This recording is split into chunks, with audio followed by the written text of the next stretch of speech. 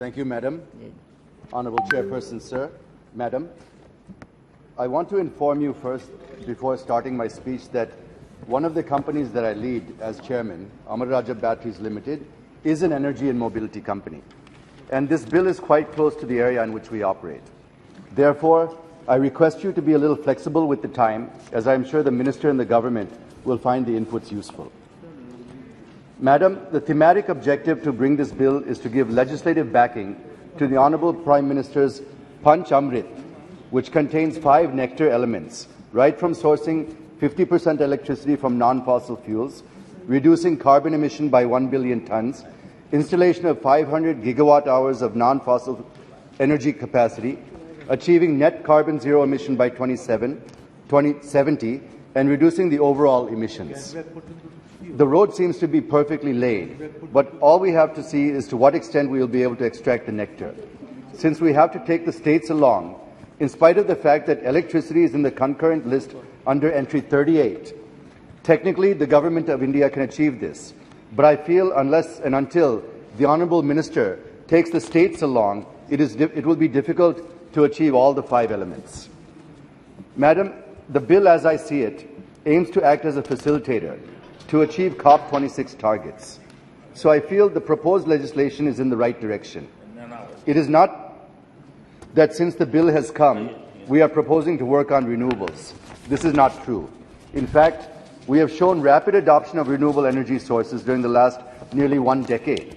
If we are able to realize the set goals of even 50 to 60%, we will have huge savings in import bills, improving energy security, creating green jobs, attracting huge investments, and above all, we can advance the adoption of clean tech innovations, such as energy storage technologies and green hydrogen production, etc.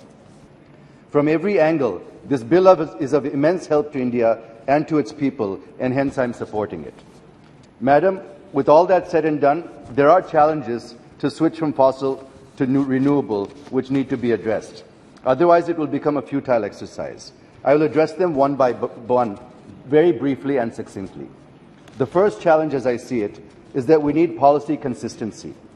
If you look closely, the regulatory framework and procedures are different in every state because they define their respective renewable purchase obligations.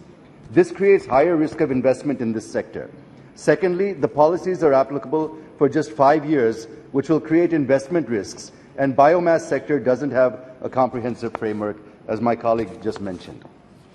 The delay in payment by the State Electricity Regulatory Commission to the developers imposes debt burden on the developers as well. Thirdly, for commercial and industrial scale captive solar producers, a consistent metering policy is a must to encourage adoption. The second challenge, Madam, is taxation. I suggest for consideration of the Honourable Minister to revert GST to the earlier level of 5% from the current 12% on renewable energy equipment to encourage greater adoption. I need not apprise the Honourable Minister that in the last 18 months there has been about 40 to 50% increase in the price of PV modules and domestic solar engineering procurement and construction costs.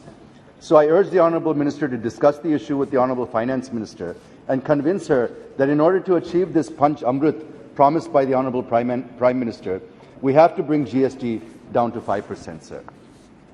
Madam, there are infrastructure bottlenecks. There is insufficient integration with the grid, which affects the renewable projects. SERCs are not able to use all of the generated power to meet the needs. The transmission infrastructure should stay ahead of the renewable energy generation infrastructure, which is not happening currently.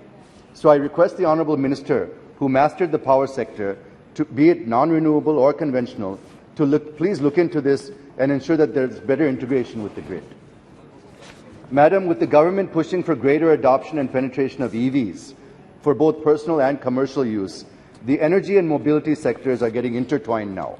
We cannot look at one while ignoring the other, and we will have to meet the energy demand for our mobility needs as well. And for this, we need to have the right infrastructure along with having the right energy mix and energy storage capabilities to meet the peak demand.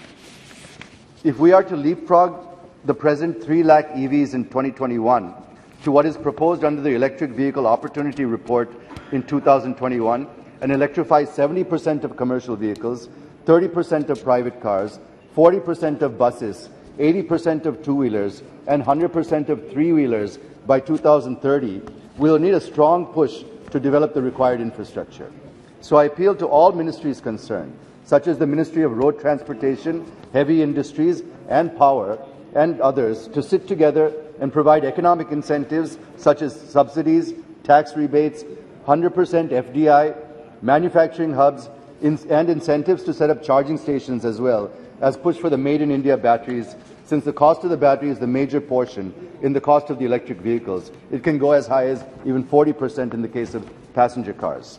Otherwise, we will not be able to achieve the above targets.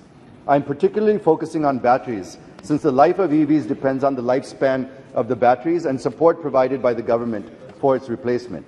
Now the government schemes are giving incentive only for specific vehicles and for a certain period. The battery needs to be replaced once in 6 to 8 years.